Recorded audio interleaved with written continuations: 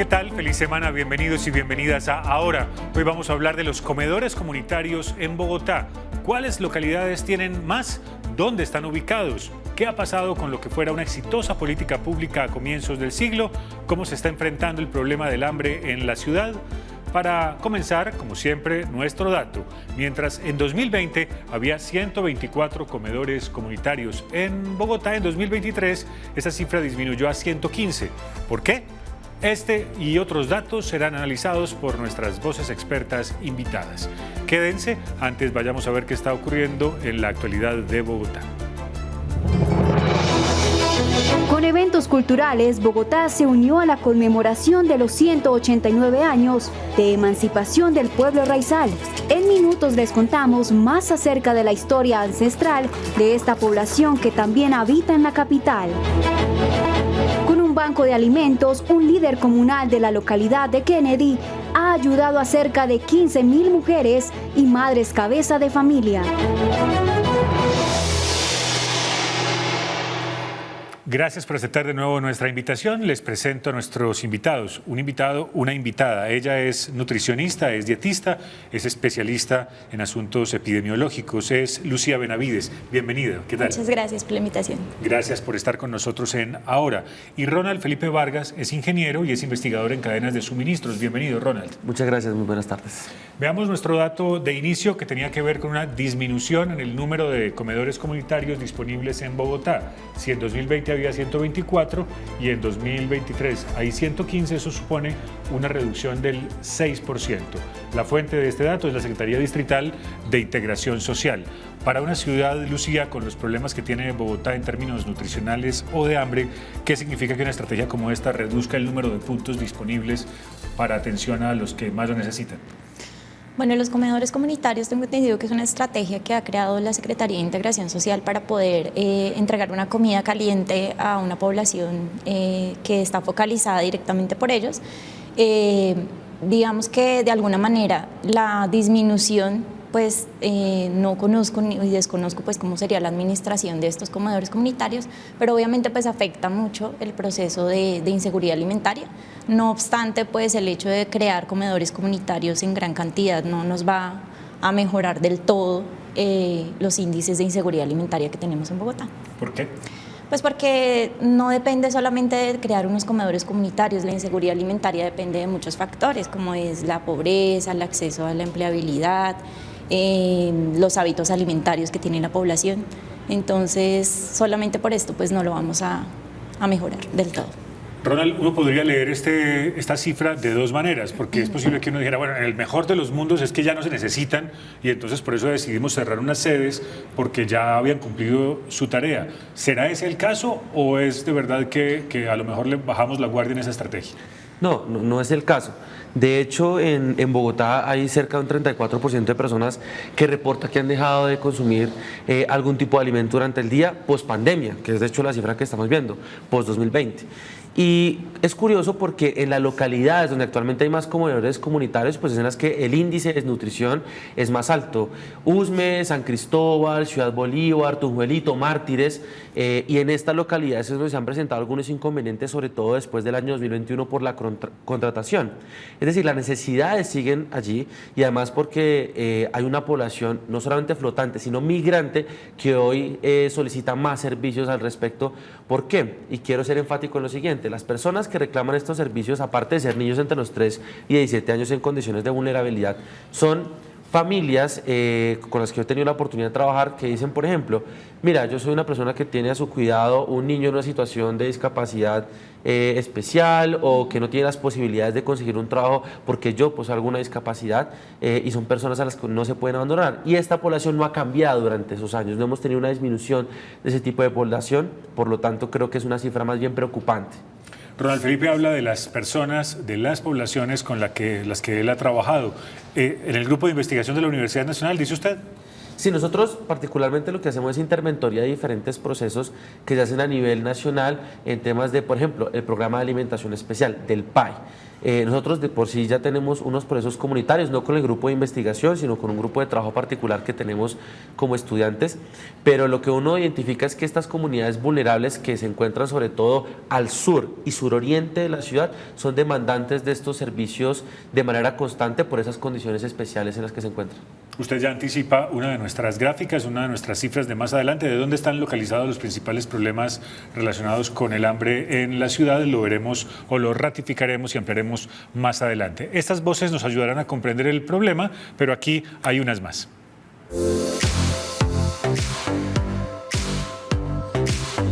Los comedores comunitarios no empezaron. Realmente lo que pasa es que en ese momento se pensó en un apoyo para los comedores comunitarios, porque siempre las personas que trabajábamos con comunidades teníamos esos comedores comunitarios, que generalmente eso se surtía era vendiendo ropa vieja. Yo lo hice muchas veces y con eso se compra comida y con eso se daba de comer a los niños. Sus inicios más o menos fueron en el año 2005, 2007, pero que dada la importancia que tiene para muchos de los habitantes de la ciudad, se ha mantenido administración tras administración.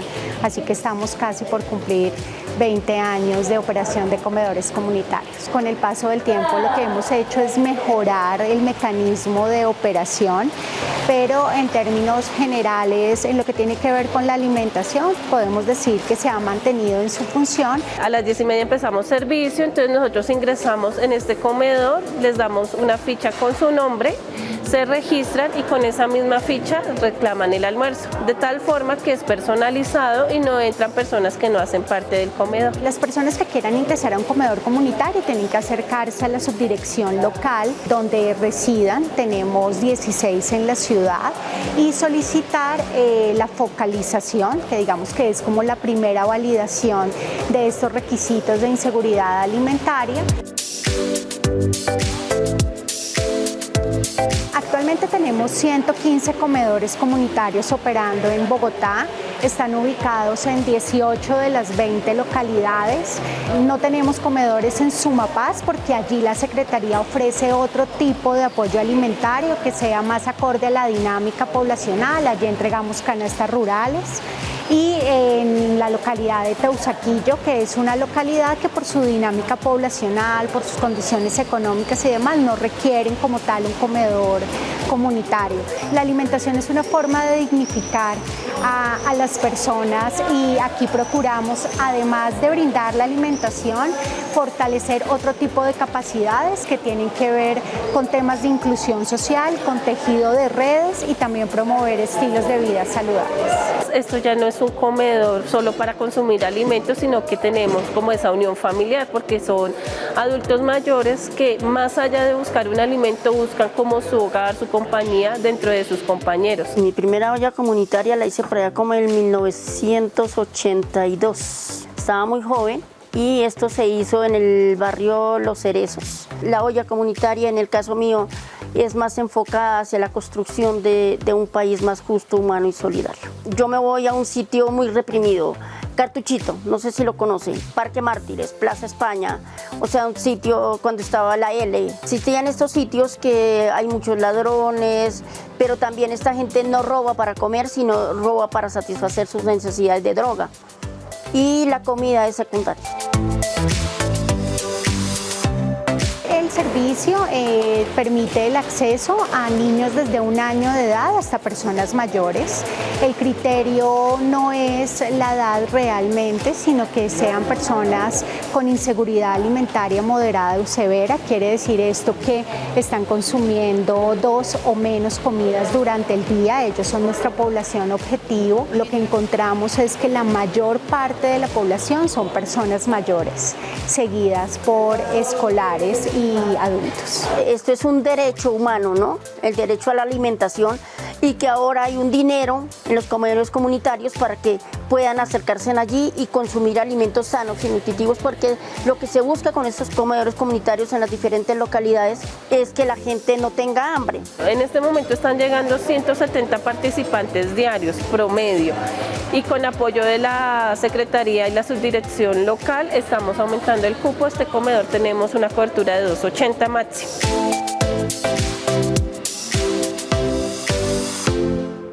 Más adelante veremos y escucharemos las voces de quienes se benefician de esos programas, que los queremos escuchar también en este programa. Decía Ronald y decía Lucía que esta estrategia es importante, pero que no es suficiente. ¿Qué debería contener una política pública más robusta? ¿Qué más se puede hacer en términos de política pública, Ronald, para combatir el hambre en Bogotá? Es un tema integral. Las familias, ¿por qué tienen hambre?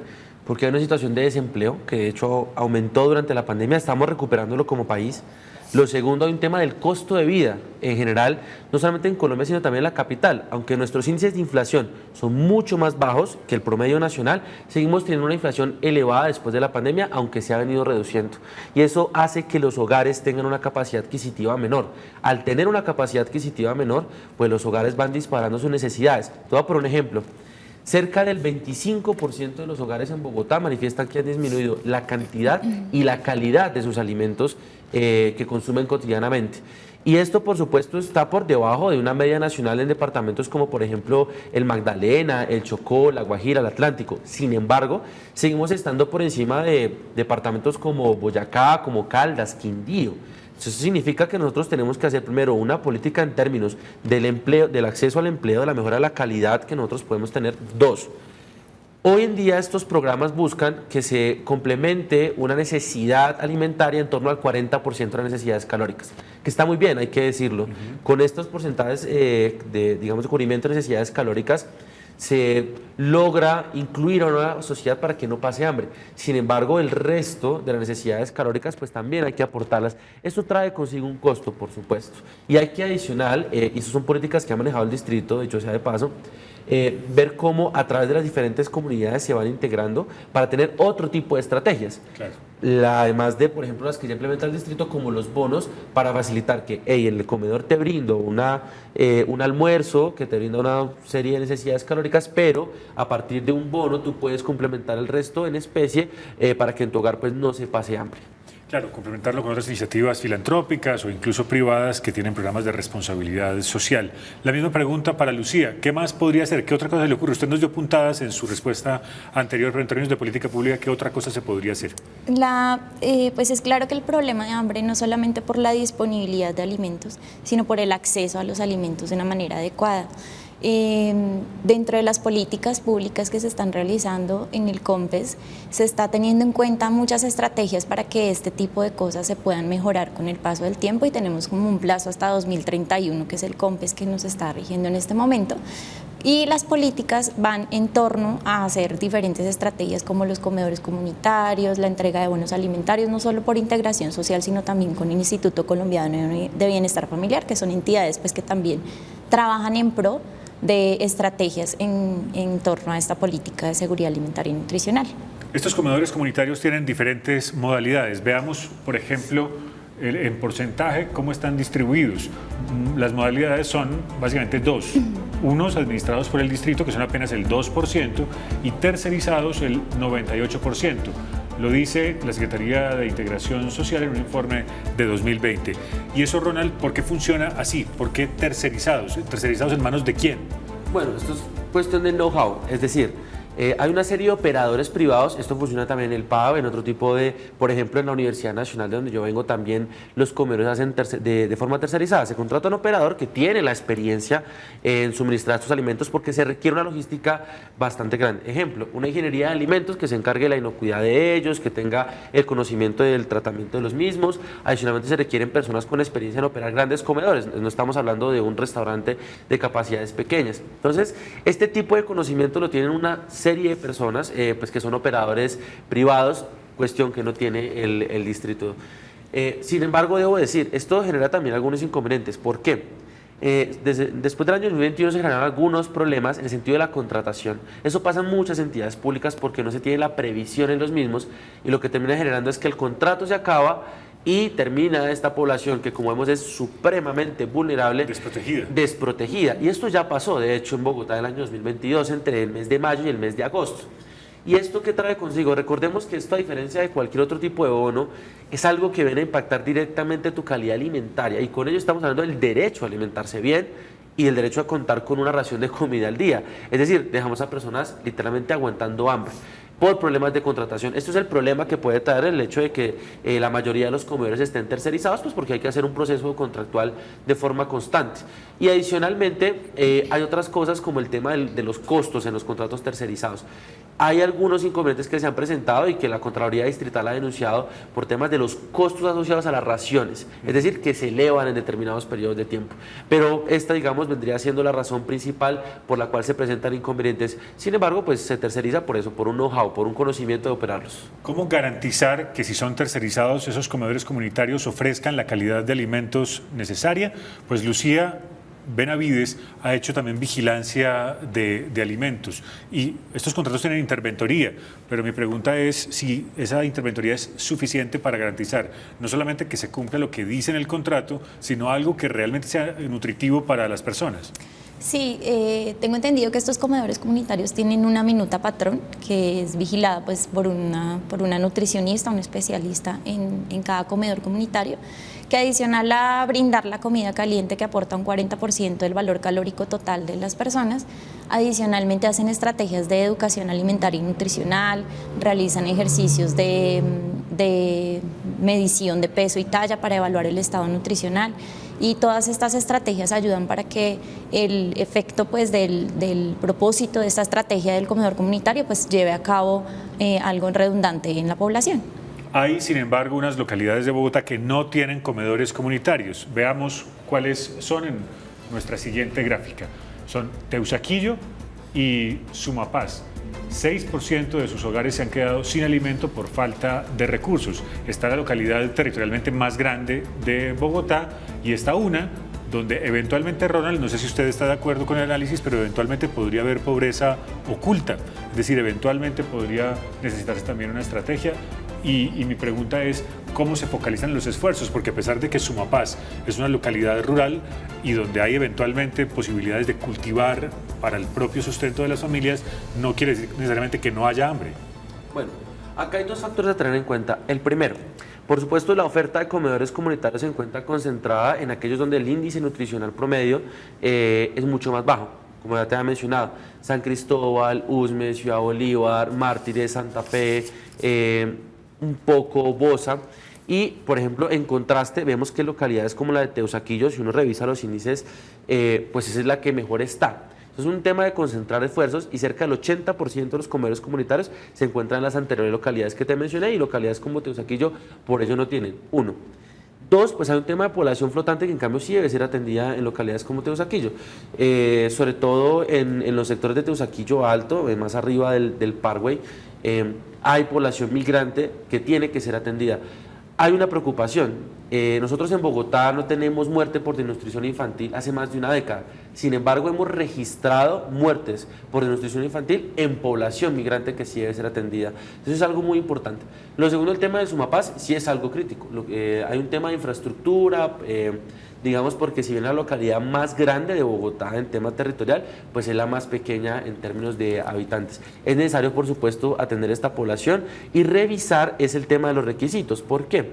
El programa establece que para ser beneficiario del mismo, en las poblaciones de entre 3 a 17 años, se debe cumplir el hecho de no estar beneficiado por otro tipo de programa en términos del almuerzo. Y la gran mayoría de jóvenes en esta situación en el área de Sumapaz o ya son beneficiarios de otras estrategias o por otro lado están cubiertos por el plan de alimentación escolar en los 2 colegios públicos que componen la localidad de Sumapaz. Le entiendo perfectamente. En cualquiera de estos planes de comedores comunitarios o de los otros que menciona Ronald, pues esa estrategia no es suficiente y me pregunto qué debería una persona comer en el resto del día para complementar eso que le dan allí en el comedor comunitario o en el plan de alimentación escolar, Lucía. Claro que sí. Dependiendo pues la época de la vida, por lo general pues una persona para poder mantener sus requerimientos nutricionales en el día debería tener por lo menos 5 comidas al día, que serían desayuno, almuerzo y cena, y unas medias 9 y unas 11. El valor calórico total de una persona se distribuye durante el día. Los 2 alimentos principales se distribuyen entre almuerzo y cena, que es un 30% aproximadamente. El desayuno cubre un 20% y 10% las medias 9 y las 11. ¿Qué sucede pues con la estrategia de comedores comunitarios? Como decía anteriormente, el comedor comunitario nos aporta un 40% de este valor calórico total de distribución diaria, pero pues queda el restante del 60% que por lo general las personas no toman unas medias 9 en estas poblaciones vulnerables y tampoco van a tomar unas 11, es más, muy pocas veces desayunan. Entonces, ahí está pues el meollo del asunto. Necesitaríamos de pronto estrategias que pudiéramos cubrir esta totalidad del valor calórico de una persona. Independientemente de eso, pues también necesitamos evaluar que el acceso a los alimentos sea el adecuado, porque los hábitos alimentarios en las personas pues a veces están más enfocados a comer alimentos de alto valor calórico como los alimentos de paquete, comida chatarra, que son de fácil acceso y que son, digamos, no nos van a aportar unos nutrientes adecuados como lo queremos realizar pues para los requerimientos que tenemos cada uno. Lucía, Ronald se refiere persistentemente a la población migrante, a la población desempleada o a la gente que está en el rebusque. Alguien que está en la calle permanentemente necesita más calorías, más energía que alguien que está dentro de su casa, dentro de su oficina, en un trabajo formal. Los requerimientos nutricionales también se ven afectados por la actividad física que cada uno desarrolla. Entonces, adicional de su época pues, de la vida, por ejemplo, los niños tienen unos requerimientos nutricionales muy diferentes a los de un adulto, pero pues si los comparamos con el de un deportista o el de una persona que tiene una actividad ligera, más rápida durante el día, pues obviamente tenemos que aumentar esos requerimientos nutricionales. Vayamos a las localidades, al mapa del que ha hablado Ronald Felipe y está en nuestras gráficas de hoy. Miremos, por ejemplo, dónde están los comedores comunitarios y los comparamos con la situación de hambre en la ciudad. Miremos, Ronald Felipe, por ejemplo, que en Usme hay 12 comedores, y lo decía usted, hay más comedores eventualmente donde hay unos porcentajes de inseguridad alimentaria mayores. En Usme hay 12 comedores comunitarios, un índice de hambre del 20%, superior al 20%. Algo parecido ocurre en Bosa y en Ciudad Bolívar, en Tunjuelito, en Los Mártires y en Santa Fe y Rafael Uribe Uribe. Esas que están pintadas en anaranjado son las que tienen los problemas más graves de inseguridad alimentaria en Bogotá.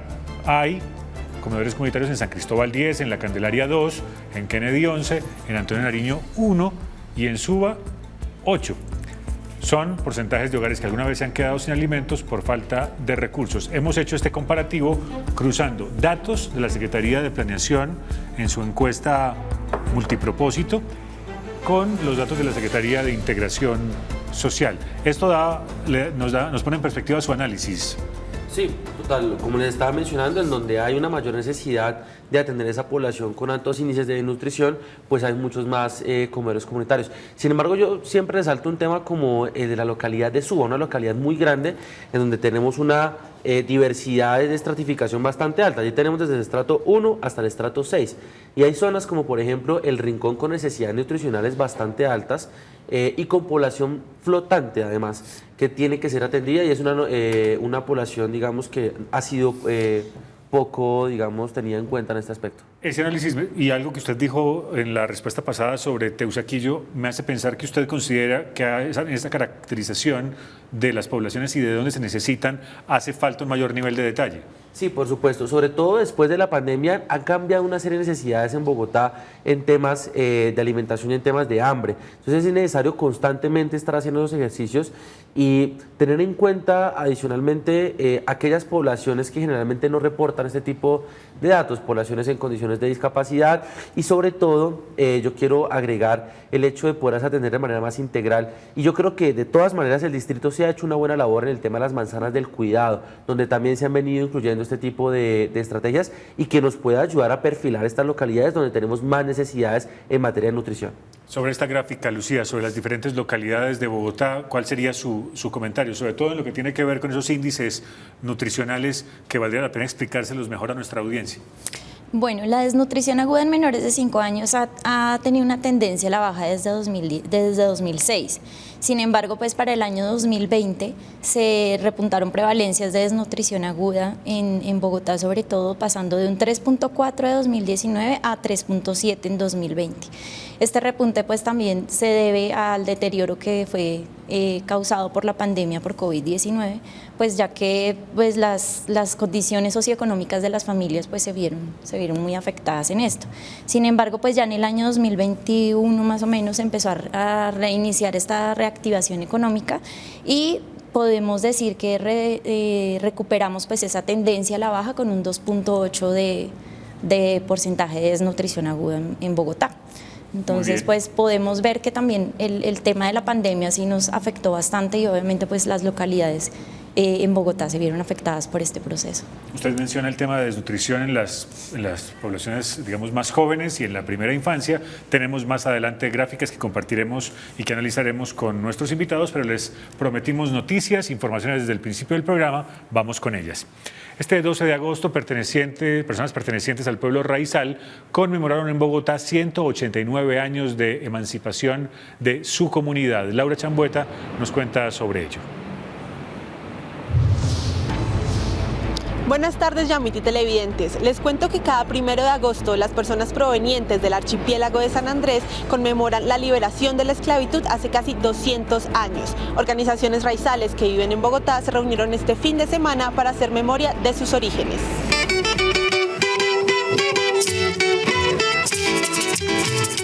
Desde hace 11 años, organizaciones y personas originarias del pueblo raizal se ponen cita en Bogotá para conmemorar la emancipación de sus ancestros, un evento que este año se tomó el Muelle de la Fuga. Tener un pedacito de nuestras islas, de nuestro territorio, de nuestra insularidad, fuera de las islas. Tener un poquito de ese calor caribeño en la ciudad de Bogotá.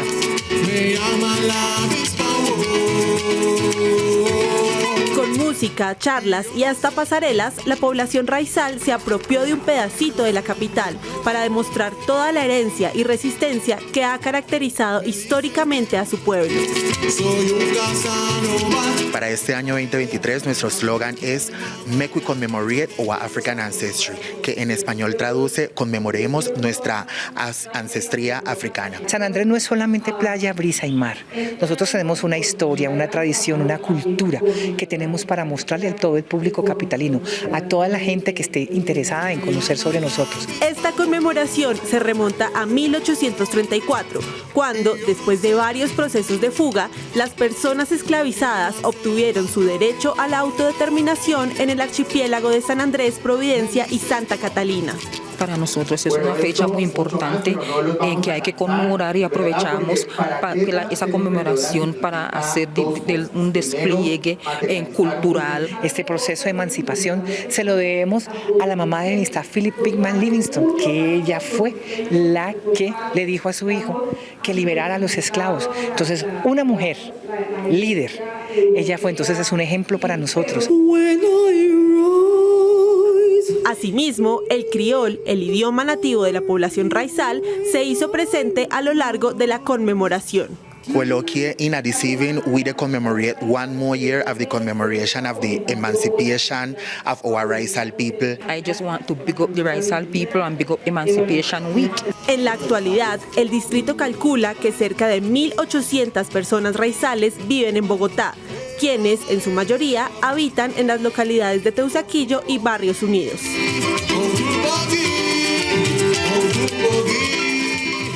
En Ahora, un podcast a las 6 de la tarde, hablaremos de las denuncias de mujeres ante casas de justicia en Bogotá. Esa cifra ya llega a las 14.000.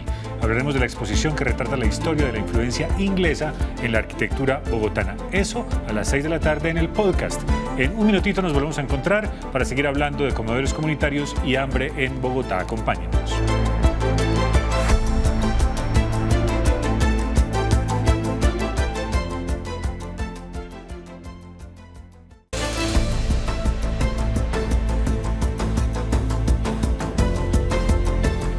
Gracias por continuar con nosotros. El hambre es grave en todos los seres humanos, pero es particularmente grave en la primera infancia. Ya nuestros expertos nos explicarán por qué. Las consecuencias de la formación del cerebro, las consecuencias de esa inadecuada formación del cerebro en todo el resto de su vida y en su rendimiento, digamos, académico, profesional, en fin. Veamos el índice de situación nutricional en la primera infancia y como ustedes pueden ver hay una brecha entre las localidades que están ubicadas en el norte de Bogotá y las que están ubicadas en el sur. Tienen un desempeño alto en términos nutricionales, localidades como Usaquén, como Chapinero, como Puente Aranda, Suba, Engativá, Fontibón, en fin. Ven ustedes unos números más complicados, unos números rojos en localidades como Los Mártires, Antonio Nariño, Usme, Rafael Uribe, Tunjuelito, Ciudad Bolívar, y hay un desempeño medio-bajo en localidades céntricas de Bogotá y también en una localidad con muchas inequidades como Kennedy. Su análisis, por favor, Ronald Felipe. Pues es lo que ya estaba manifestando hace poco. El sur y el suroriente de la ciudad tienen unos índices preocupantes en temas de calidad de alimentación y sobre todo pues en temas de nutrición infantil. Yo de hecho quisiera destacar un tema. Si uno revisa cuáles son los desempeños, por ejemplo, en las pruebas de estado, en estas localidades, este mapa que vemos acá reflejados, televidentes, podría ser un mapa casi calcado del desempeño después que se tiene en materia escolar. Es decir, un norte de la ciudad donde los resultados, por ejemplo, en pruebas de estado están sobre el A y el A+, y un sur donde solamente el 20% de los colegios logran estas calificaciones.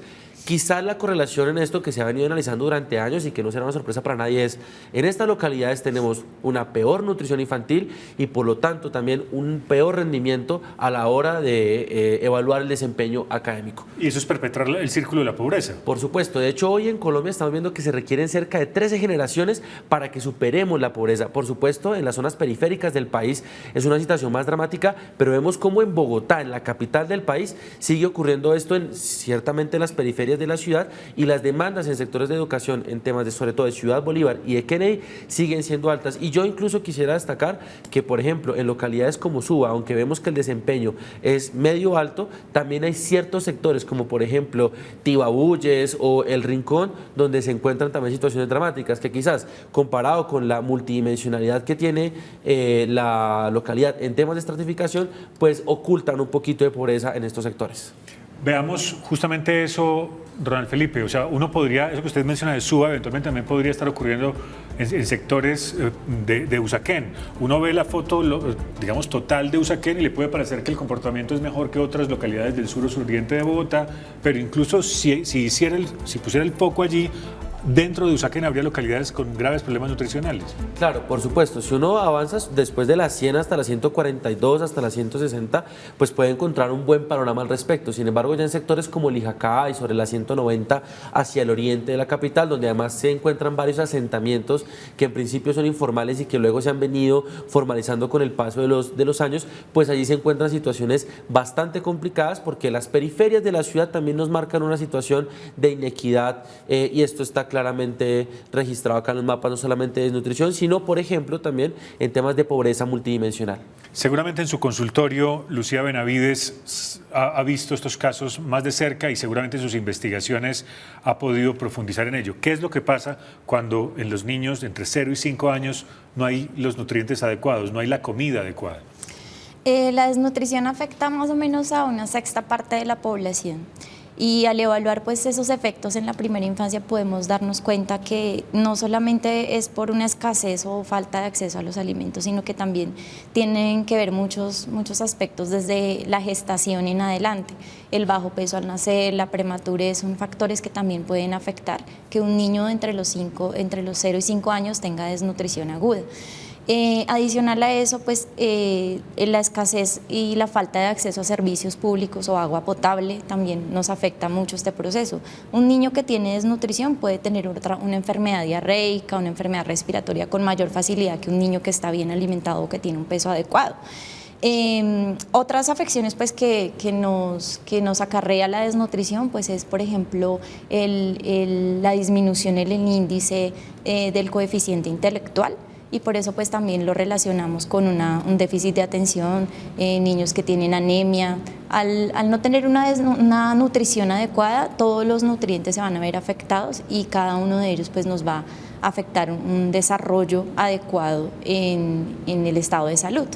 Lucía, pero no necesariamente la desnutrición tiene una relación con el estrato, la palabra odiosísima que usamos en este país, el nivel de ingresos de las familias, porque es posible que también en una familia de buenos ingresos haya desnutrición si hay malos hábitos alimenticios. Claro que sí, como les decía anteriormente, hay también un exceso de consumo de carbohidratos en la población y es porque son los de más fácil acceso para la compra, alimentos altos en sodio, alimentos altos en calorías y que son calorías vacías, como lo llamamos nosotros, que causan una desnutrición oculta, porque entonces nos estamos alimentando muy mal y esta alimentación nos lleva a las enfermedades crónicas no transmisibles, que son nuestra pandemia en este momento en una población adulta.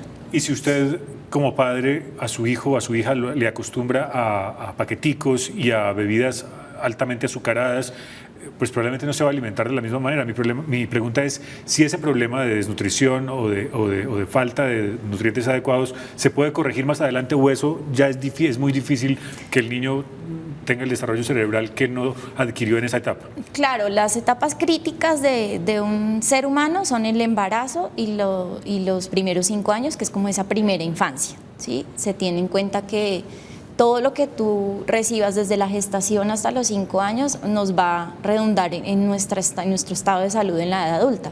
Obviamente se pueden corregir, pero va a ser más difícil ese progreso de corrección a nivel nutricional y a nivel pues, de efectos secundarios para una edad adulta, porque pues ahora todas las enfermedades cardiovasculares, enfermedades crónicas no transmisibles que vemos en la edad adulta han sido por hábitos alimentarios que no fueron manejados de manera adecuada en la edad de la infancia o la adolescencia. Sigamos en esta etapa de 0 a 5 años, Ronald Felipe, porque hay una política pública que es de 0 a siempre, que intenta pues llegar allí. Se supone que hay unos hogares comunitarios, unos hogares de bienestar familiar, unos CDI, unos centros de desarrollo infantil, pero entonces aquí los comedores comunitarios no están enfocados en esta población. Aquí debería llegar otra política pública estatal. Sí, los comedores comunitarios están enfocados a población entre 3 y 17 años.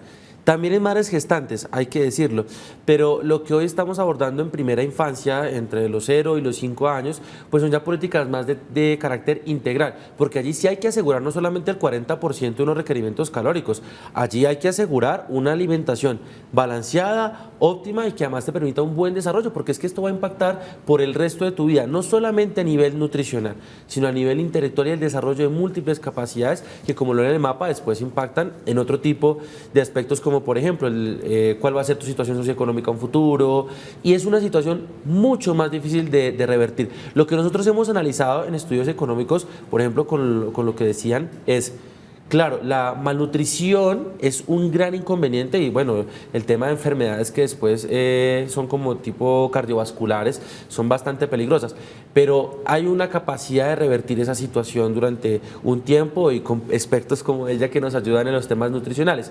Pero lo que hagamos entre los 0 y los 5 años en materia de nutrición y desarrollo cognitivo durante esas etapas te va a marcar por el resto de tu vida, y revertirlo es algo supremamente complicado, en algunos casos imposible. ¿Por qué? Porque hay muchas personas acá que incluso se encuentran en riesgo de muerte.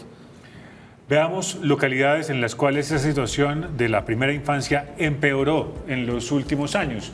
Localidades en las cuales ese índice nutricional en la primera infancia disminuyó entre 2020 y 2021. En localidades como Los Mártires se redujo en 32%, en Usme 27%, en Chapinero 10%, lo mismo en Tunjuelito, en Bosa bajó 8%, en Antonio Nariño se redujo en 6% y en Rafael Uribe Uribe en 4%. La fuente de estos datos es Bogotá, ¿cómo vamos? Y entonces, si estas son localidades que ya tenían problemas, Ronald Felipe, probablemente esta noticia es todavía más preocupante si la ciudad tiene que reconocer que su índice nutricional se redujo. Sí, y yo de hecho quisiera agregar sobre lo que estamos viendo acá, el tema de Sumapaz, porque el Sumapaz tiene un porcentaje de nutrición infantil, sobre todo aguda, por encima del resto de localidades, llegando casi al 6%. Entonces, si bien este es el índice y cómo ha disminuido o aumentado con el paso de los años, pues hay localidades que requieren esta atención en temas multidimensionales. Ahora bien, lo que nos enseña esto, yo creo que como conclusión para nuestros televidentes es: uno puede implementar este tipo de políticas que atacan un problema en particular. El caso acá es tener una ración que me asegure una serie de calorías durante el día para evitar problemas de desnutrición. Pero lo cierto es que hay unos problemas sistémicos que son los que tienen que ver y que de hecho lo hemos hablado durante toda la misión, como el tema del desempleo, como el tema de, por ejemplo, las dedicaciones diarias que tienen estos jóvenes y niños. Por ejemplo, no es lo mismo un niño que tiene que ir al colegio, asistir a su jornada, recibir su plan de alimentación escolar, volver a su casa, hacer las tareas e irse a dormir, a niños como en estas localidades en particular que vemos que muchas veces tienen que tener, uno, labores de cuidado porque tienen que estar atendiendo a su familia, sobre todo esto nos impacta en la población femenina. Dos, que a veces tienen que trabajar.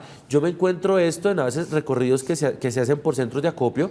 Si tú vas, por ejemplo, a localidades como Kennedy, en el sector de María Paz, vemos que hay una economía popular que se encuentra ubicada en este sector, donde muchos de nuestros jóvenes, muchos de nuestros niños se encuentran trabajando en estos sectores y por supuesto sus necesidades calóricas se disparan y aquí por más que tengamos comedores comunitarios, si no atacamos con otra serie de estrategias, pues la situación va a ser la misma.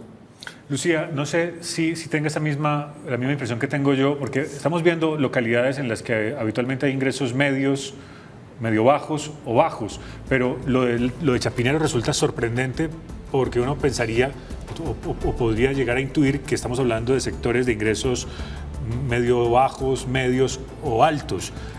Eso quiere decir que el índice nutricional habría que considerarlo en todas las localidades independientemente de cuáles sean, digamos, esos estratos de los que hablamos en principio en las clasificaciones socioeconómicas.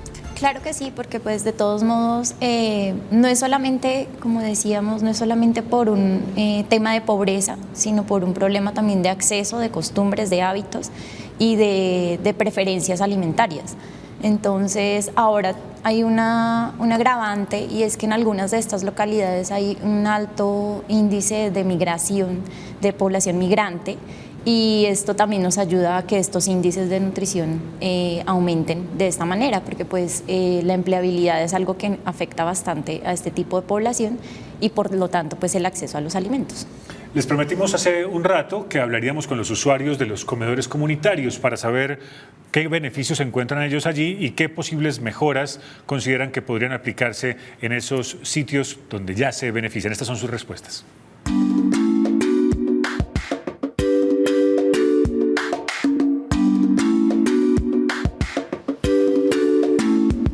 Pues hace 15 años yo pagaba 300 pesos, pero ya no cobran nada. Pero gracias a Dios nos dan comidita, que eso es una ayuda muy grande. A mí lo que más me gusta es la atención y los alimentos muy bien preparados, muy bien atendidos. Yo llevo 3 meses, el buen servicio y que me atienden como persona adulta y posteriormente de que la alimentación es muy buena. Llevo 3 años en el comedor y pues la comida es muy espectacular. Estoy muy agradecido porque todo es muy higiénico, nos atienden muy bien. Estoy muy contento y me siento muy feliz acá. Yo llevo aquí más de 9 años desde que lo fundó el padre Nicoló y pues el servicio y la alimentación es buena, todo porcionadito, dan fruta, dan postre, o sea postre de fruta, juguito, pura leche y bien, pues me gustaría que lo trasladaran a una parte más cómoda. Me siento muy bien atendido en el comedor, la atención muy bonita aquí, es muy aseado, todo muy bonito. Llevamos ya 7 años, me demoro media hora del San Bernardo hasta acá, entonces por eso quiero el traslado. Yo llevo más de 15 años asistiendo a los comedores comunitarios y ha sido una excelente la comida balanceada, las frutas, los jugos y también el aseo, muy bien el aseo. Estábamos en La Rioja, pero entonces nos trasladaron para acá, pero aquí lo que me tiene aburrida es la subida del Eduardo Santos acá, siempre es un lejurón muy tremendo. Yo llevo 2 años aquí en el comedor y estoy encantado con las frutas, las verduras, las carnes y la limpieza que se pretende acá y el espacio. Sin embargo, el tiempo de llegar acá es hora y media en autobús, porque nosotros pertenecíamos a la localidad de Mártires. Entonces nos subieron aquí el servicio, y como nos sirvieron el servicio, entonces en el momento de bajar son 50 o hora y media bajando a pie. Le quiero preguntar ahora a Ronald Felipe por testimonios que veíamos en ese informe de personas que dicen yo llevo viniendo 7 o 10 años o 15 años, y mi pregunta tiene que ver con si esta no debería ser una solución temporal para alguien que durante un momento de su vida o no tuvo ingresos o tuvo una calamidad familiar. ¿Qué es lo que está pasando estructuralmente con la ciudad para que una persona tenga que recurrir a un comedor comunitario 15 años seguidos? Por supuesto, la superación de las brechas sociales es un tema bastante complejo. Yo te voy a poner un ejemplo, persona de redundancia, familias que hoy tienen a su cargo personas en condiciones especiales. Para ellos, superar esta situación es algo bastante complejo y que va más allá de asegurarte una comida al día. Son familias que, por ejemplo, tienen ya discapacidades crónicas o que tienen a su cuidado personas en estados terminales. Y para ellos es muy difícil el poder superar estas brechas sociales más allá de una alimentación. Entonces, por supuesto, hay que mejorarlo.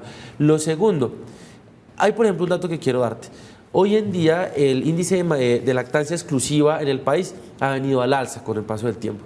Y en Bogotá, localidades como Fontibón, Barrios Unidos, son localidades en donde el índice de lactancia materna de forma exclusiva es alto. Pero en las localidades como Ciudad Bolívar, Tunjo, Elito, Usme, las mismas que hemos mencionado durante todo el programa, sigue siendo bajo. Entonces el problema es que esto se perpetúa durante el tiempo y termina siendo soluciones cortoplacistas. Sin embargo, yo debo decirlo ante todo, son soluciones que se deben implementar, no se pueden dejar de lado, pero como lo hemos visto durante todo el programa, tienen que ser multidimensionales, tienen que abordarse desde muchos sectores, porque lo hemos visto en las personas en condición de calle, por ejemplo. Para ellas superar esta condición pues requieren de muchos aspectos y lo que pasa es que terminan perpetuándose en estos comedores durante mucho tiempo debido a que no logran superar su condición social, digamos, de pobreza durante un tiempo. Luciano, quiero dejar pasar eso que mencionaba Ronald relacionado con el índice de lactancia exclusiva. ¿Qué es eso? La lactancia exclusiva, la lactancia materna exclusiva es la que se debe brindar durante los 6 primeros meses de vida. Y realmente, como decía Ronald, sí, o sea, lo ideal es que le apuntemos a que los primeros 6 meses podamos realizar lactancia materna de manera exclusiva. ¿Qué es de manera exclusiva? Que no le brindemos ni agua ni otro tipo de alimentos al bebé. Lo que sucede ahorita actualmente en Colombia es que el nivel y el porcentaje de lactancia materna exclusiva en Colombia está muy bajo, pues si lo comparamos con otros países como Chile. ¿Por qué depende esto? Porque pues la política en este momento da para que una mamita solamente pueda estar en casa con su bebé los primeros 84 días posterior a su nacimiento. En cambio, si lo comparamos con otros países donde la mamita puede estar 2 años con su bebé, entonces esto facilita el proceso de lactancia materna. Adicional a esto, pues no tenemos una cultura donde se enfatice la corresponsabilidad a nivel, digamos, de empresa, de las instituciones donde laboran las mujeres, para que se facilite este proceso de lactancia materna. Si tenemos en cuenta, por ejemplo, el tipo de contrato de las mujeres que tenemos, en la mayoría por contrato de prestación de servicios, ni siquiera les cubren la licencia de maternidad. Entonces esto nos ha afectado bastante, porque un niño que sea lactado de manera exclusiva durante sus 6 primeros meses va a ser un niño que va a tener un mejor coeficiente intelectual, va a ser un niño que va a tener una mejor talla en su edad adulta, va a ser un niño que va a estar mejor alimentado, va a estar mejor, digamos, en cuanto a prevalencia de enfermedad, va a tener una disminución en su prevalencia de enfermedades. Esto es algo que el gobierno pues debería tener en cuenta para poder realizar una política que realmente cumpla con lo que queremos lograr, y es una mejor salud en una etapa adulta. Por supuesto, hemos hablado de hambre enfocándonos en los comedores comunitarios, que es una política pública, es una política distrital. Hay también esfuerzos contra el hambre, por ejemplo, de los bancos de alimentos, específicamente del Banco Arquidiocesano en Bogotá, y hay también esfuerzos filantrópicos privados, fundaciones e iniciativas como la que vamos a ver en Kennedy con un líder comunitario. Melissa.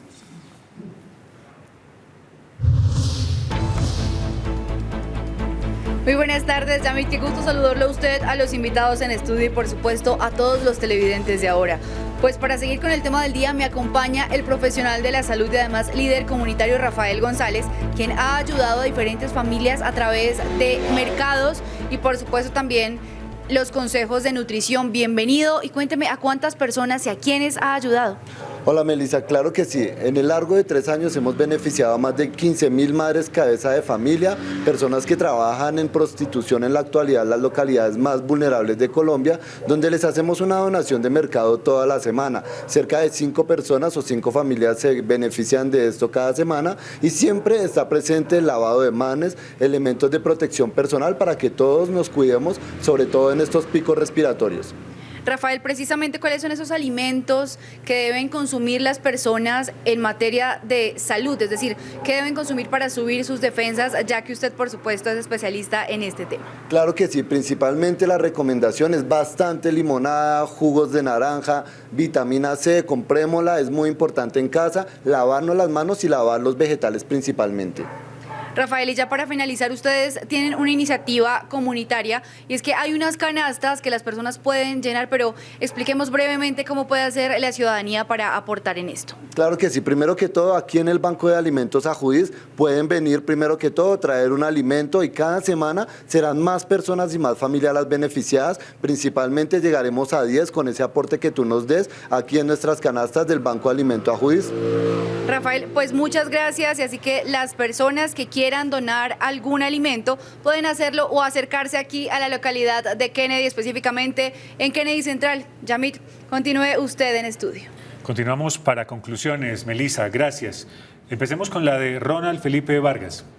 Bueno, yo creo que hemos visto que hay políticas como estas que tienen un alto impacto positivo en miles de familias que hoy se benefician de estrategias como las de los comedores comunitarios, pero también que es necesario impactarles en un tema más multidimensional, temas de empleo, temas de inseguridad. ¿Por qué? Porque es importante no solamente para población vulnerable, sino para el futuro de la capital. Tener a niños y niñas mejor alimentados nos va a garantizar que tengan un mejor desempeño académico y que puedan aportarle más a nuestra ciudad. Ingeniero Vargas, gracias por haber venido. Muchas gracias. Y la conclusión, reflexión, recomendación de Lucía Benavides. Bueno, entendamos que la seguridad alimentaria es entendida como ese acceso seguro y un acceso permanente de los alimentos en los hogares de manera suficiente para una vida sana y activa. De acuerdo pues a lo que evaluamos el día de hoy, podemos ver que en Colombia pues, esta inseguridad alimentaria sigue siendo un indicador crítico y es necesario crear políticas públicas en cuanto a seguridad alimentaria que nos garanticen de alguna manera que estos índices de desnutrición y inseguridad alimentaria puedan disminuir en pro de una población más sana que puede pues, llegar a cumplir y a rendir, a tener un rendimiento social de una manera más efectiva. Nutricionista y dietista. Lucía, gracias por haber venido. Muchas gracias por la invitación, Yamil. Y por compartir sus conocimientos con nosotros. Si esta es una ciudad con serios problemas de desigualdades, de pobreza, de desempleo, de subempleo, de migración, de desplazamiento, la del hambre sigue siendo una tarea pendiente. Por si no nos hemos dado cuenta, los trapos rojos, esos que se agitaron durante la pandemia, siguen ahí. Hasta aquí la emisión de hoy. Volvemos mañana a las 12 del día para otro programa de investigación, de análisis y de datos. Tendremos el primer especial, uno entre muchos, donde estaremos hablando de las elecciones regionales de octubre y empezaremos hablando del panorama electoral para Bogotá. Gracias por su sintonía, gracias por su confianza y recuerden que a las 6 de la tarde tenemos ahora un podcast. Búsquenos en Instagram como @capitalahora y siga nuestros contenidos en YouTube. Somos Ahora, proyecto periodístico de Capital, Sistema de Comunicación Pública.